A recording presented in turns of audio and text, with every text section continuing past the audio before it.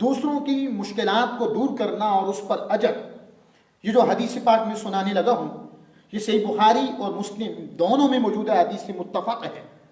حضرت عبداللہ بن عمر رضی اللہ عنہما روایت کرتے ہیں، نبی کریم صلی اللہ علیہ وآلہ وسلم نے ارشاد فرمایا، ایک مسلمان دوسرے مسلمان کا بھائی ہے، ایک مسلمان دوسرے مسلمان کا بھائی ہے، وہ اس پر ظلم نہیں کرتا، اس کو بے یارو مددگار نہیں چھوڑتا، اور فرمایا جو شخص کسی مسلمان کی، اپنے کسی بھائی کی، یہ حدیث سے پاک ہے، حاجت روائی کرتا ہے تو اللہ تعالیٰ اس آدمی کی حاجت روائی فرماتا ہے۔ اور حضور صلی اللہ علیہ وآلہ وسلم نے فرمایا جو شخص کسی مسلمان کی دنیاوی تکالیف میں سے، دنیاوی پریشانیوں میں سے، دنیاوی مصیبتوں میں سے کسی ایک مصیبت کو، کسی ایک تکلیف کو، کسی ایک پریشانی کو دور کرتا ہے تو اللہ تعالیٰ اس شخص کی قیامت کی مشکلات میں سے کسی ایک مشکل کو حل فرمائے۔ فرمایا تم دنیا میں کسی کی مشکل کو حل کرو، رب کائنات قیامت کے دن تمہاری مشکلات کو حل کرے۔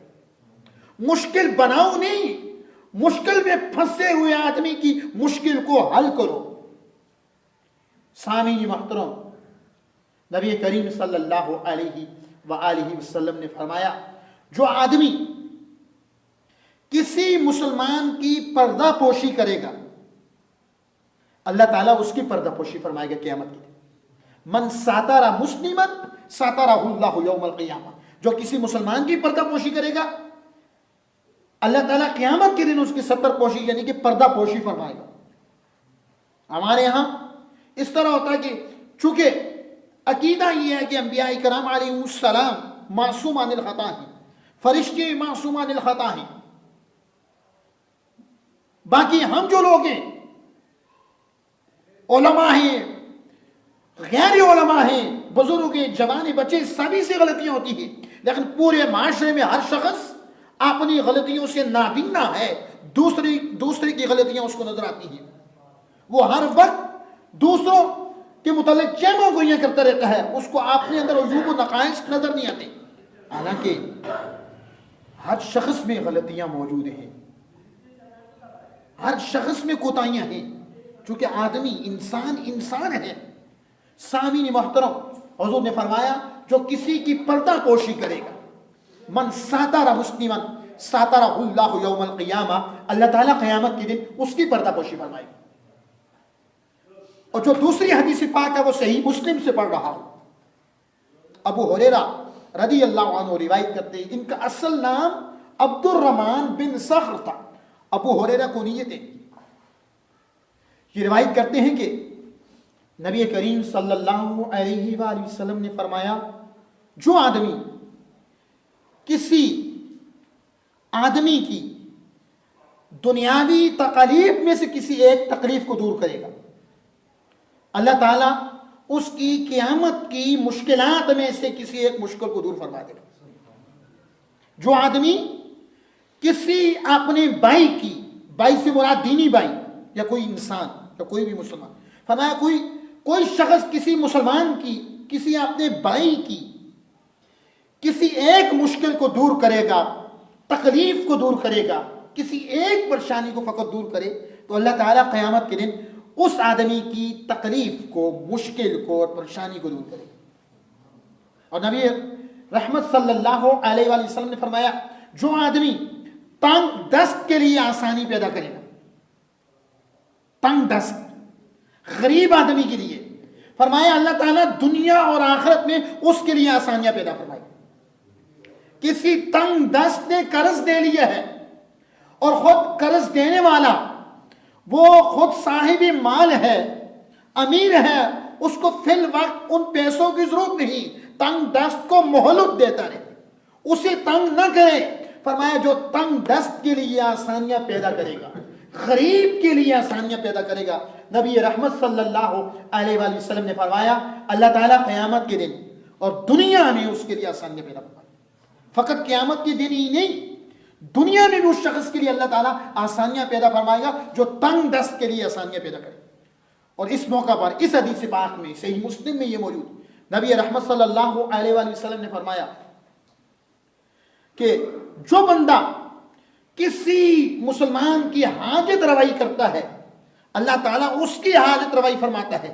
جو بندہ اپنے کسی مسلمان کی پردہ پوشی کرتا ہے اللہ تعالیٰ اس کی پردہ پوشی فرماتا ہے. اور اس موقع پر سننے والے الفاظ اور ان الفاظ کو آپ یاد کر لیں اور اپنے دلوں میں اور دماغوں میں بٹھا لیں. حضور نے فرمایا اللہ تعالیٰ اس وقت تک اپنے بندے کی مدد کرتا رہتا ہے. اللہ تعالیٰ اس وقت تک اپنے بندے کی مدد کرتا رہتا ہے جب تک بندہ اپنے بھائی کی مدد میں مصروف ہوتا ہے. وہ جب تک اپنے بھائی کے لیے خیر خواہی رکھتا ہے، اس کی مدد کرتا رہتا ہے، اس کی مدد میں مصروف ہوتا ہے، تو خالق کائنات اس بندے کو محروم نہیں کرتا. خالق کائنات مدد کرنے والے کی مدد میں مصروف ہو جاتا ہے. مدد کرنے والے کی مدد اور اس کی نصرت اللہ تعالیٰ کرتا ہے جو کسی دوسرے کی مدد کرے. اور اس کے بعد جو حدیث پاک میں پڑھنے لگا ہوں نبی کریم صلی اللہ علیہ وآلہ وسلم کا فرمان، وہ امام طبرانی کی معجم کبیر سے، یہ حدیث کی کتاب اس سے پڑھ رہا ہوں. نبی کریم صلی اللہ علیہ وآلہ وسلم نے فرمایا، ابو ہریرہ رضی اللہ عنہ روایت کرتے ہیں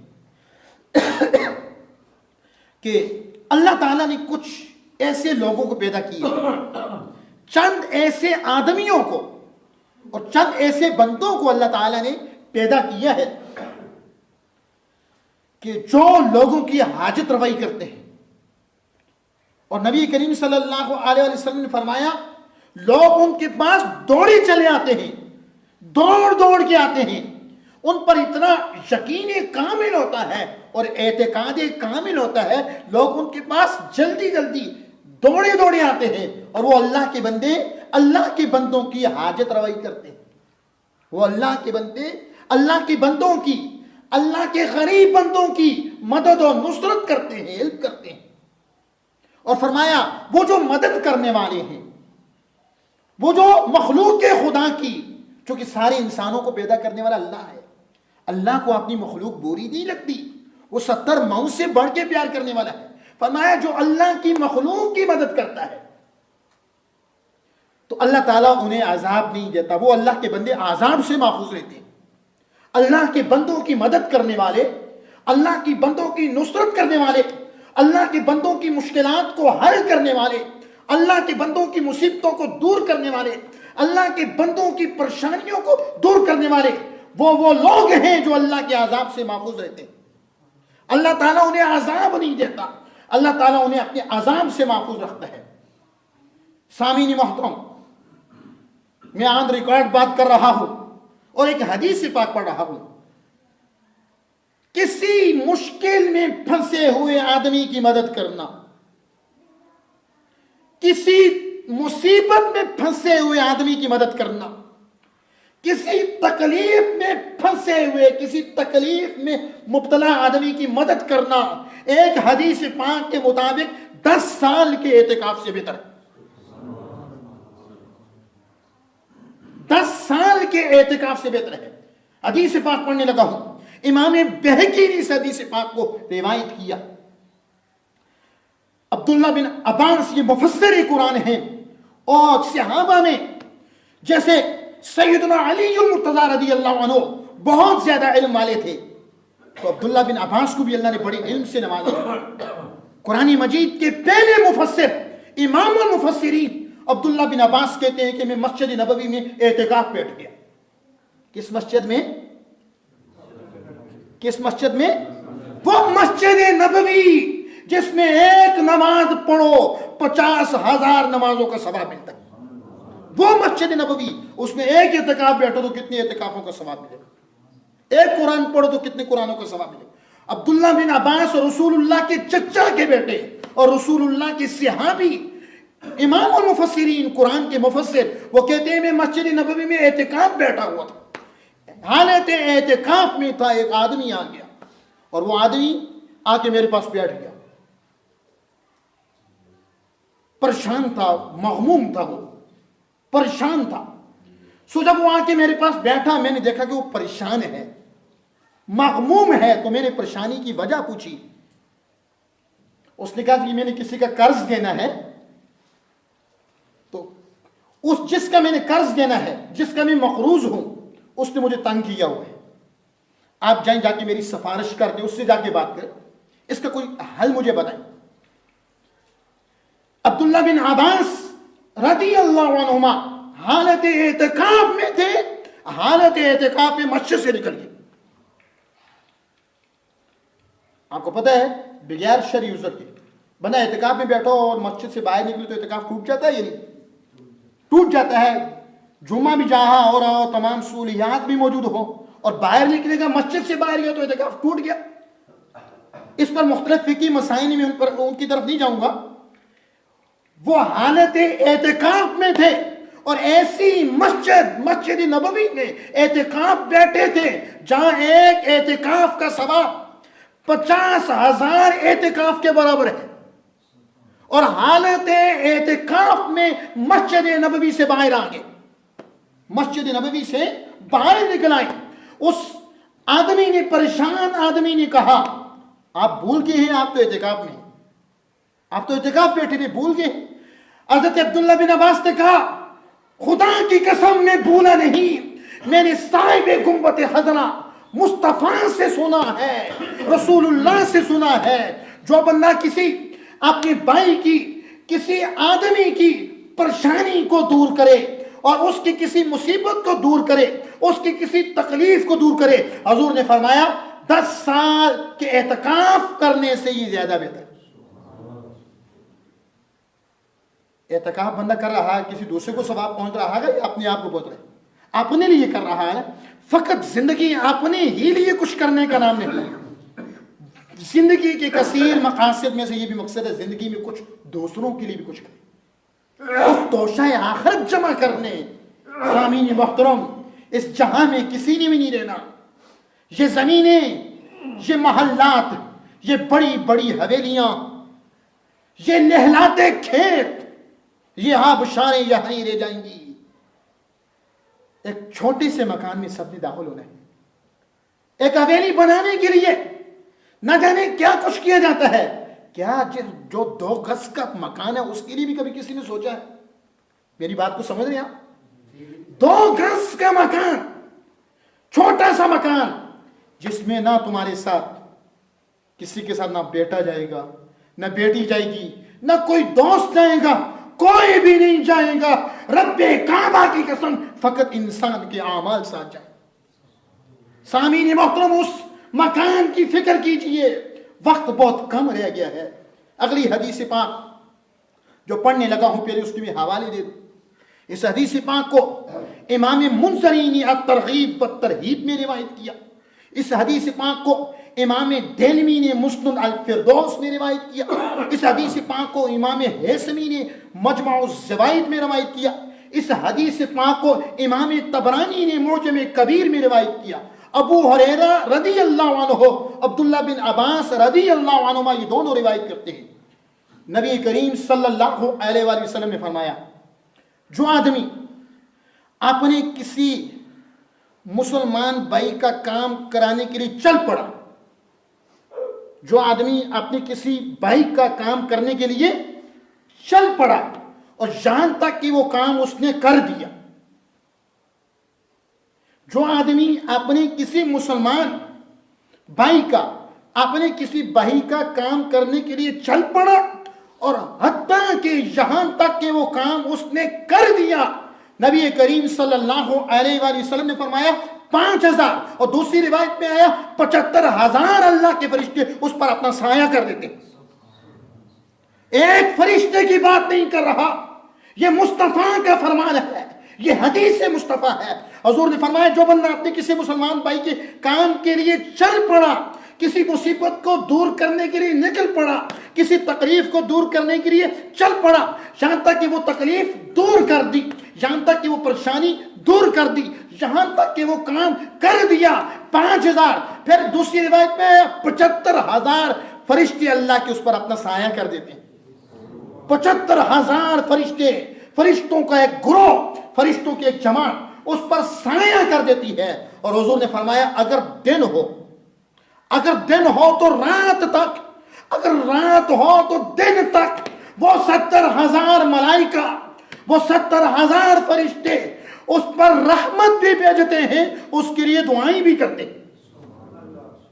فرشتے تو گناہوں سے پاک ہے، فرشتہ ایک بھی ہو، فرشتے تو معصوم عن الخطا ہیں۔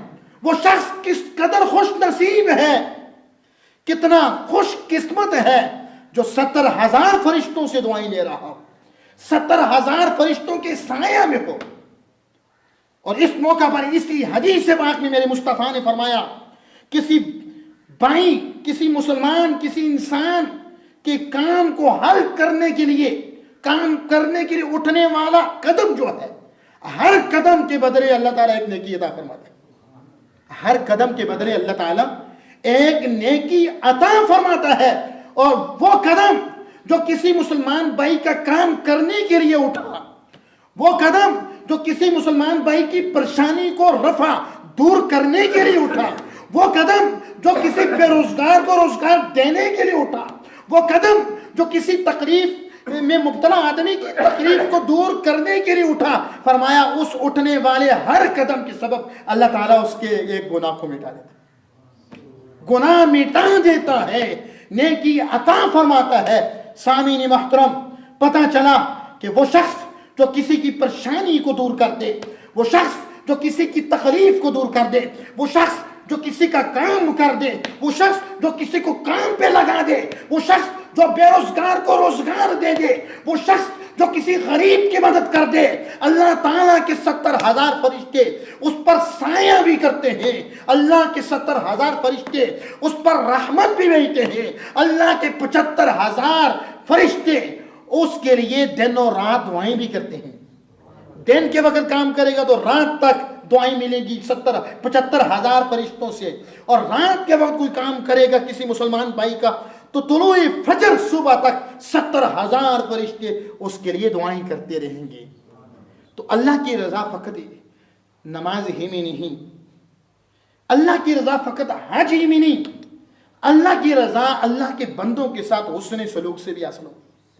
یہ اللہ کے بندے ہیں، اللہ ان کا خالق ہے، یہ اللہ حتیٰ کہ جانوروں کے ساتھ بھی کوئی حسن سلوک کرے ان کو بھی ثواب سے نوازا جاتا ہے، اور جو انہیں تکلیف پہنچائے اس کے لیے بڑا سخت عذاب ہے۔ حضور نے فرمایا ایک عورت فقط اس وجہ سے جہنم میں گئی، اس نے بلی کو باندھ کے رکھا اور بلی مر گئی، اس عورت نے بلی کو باندھ کے رکھا، بلی مر گئی۔ فرمایا اگر نہ تو اس نے بلی کے آگے کچھ کھانا ڈالا، نہ ہی بلی کو کھول کے رکھا کہ وہ خود کچھ کھا لیتی، تو وہ بھوک کی وجہ سے مر گئی۔ اس بلی کے مرنے کی وجہ سے وہ عورت دوزخ میں چلی گئی۔